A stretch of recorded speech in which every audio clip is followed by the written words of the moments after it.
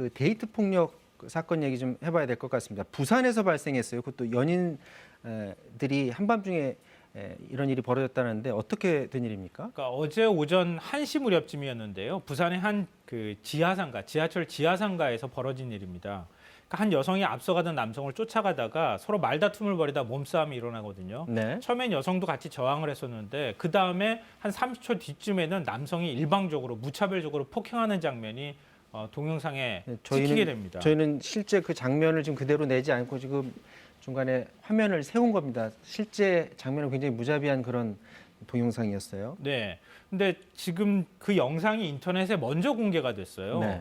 근데 인터넷에 공개가 되니까 그 폭행한 남성이 경찰에 자진 출석을 해서 조사를 받았는데 네. 그 여성과는 연인 관계이고 휴대전화를 보여주지 않는다는 게 서로 간에 이제 말다툼으로 바뀌어서 휴대전화 보여주지 않았다고 해서 싸운 거예요? 예. 이건 뭐 일방적인 남성의 주장이니까요. 네.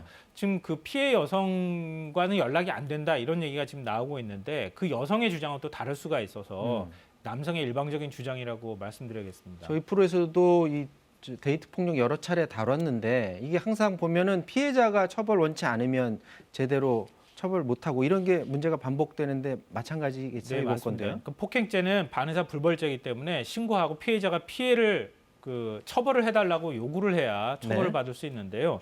이번 건 같은 경우에는 상해죄가 성립될 수 있기 때문에 좀 지켜봐야 될 것 같고요.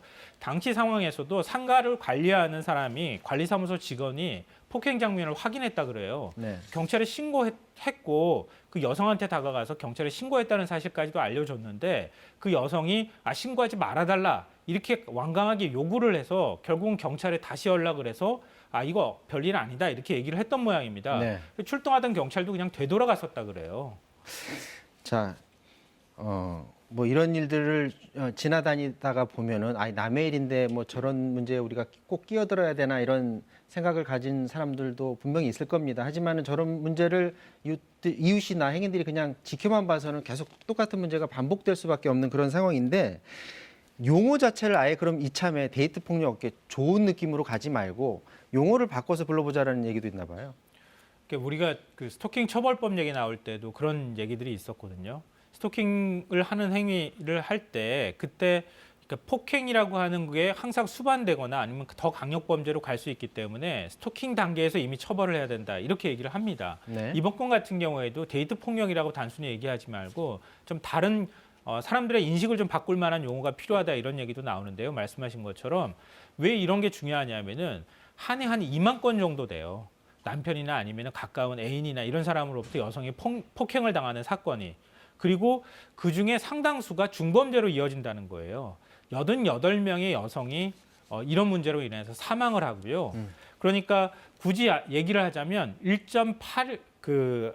최소 1.8일에 한 명의 여성이 살해를 당하거나 살해 위협을 당하는 그런 정도의 상황에 처한다고 볼 수 있습니다. 그러니까 이번에도 그냥 단순히 형사범으로 처벌하는 문제가 아니라 좀 다른 차원으로 처벌이 필요한 이런 상황이 되지 않을까 싶습니다. 네, 여기까지 해야 될 것 같습니다. 지금까지 김성환 평론가와 말씀 나눴습니다. 말씀 고맙습니다. 네, 사사건건 마치겠습니다. 내일 다시 뵙겠습니다. 고맙습니다.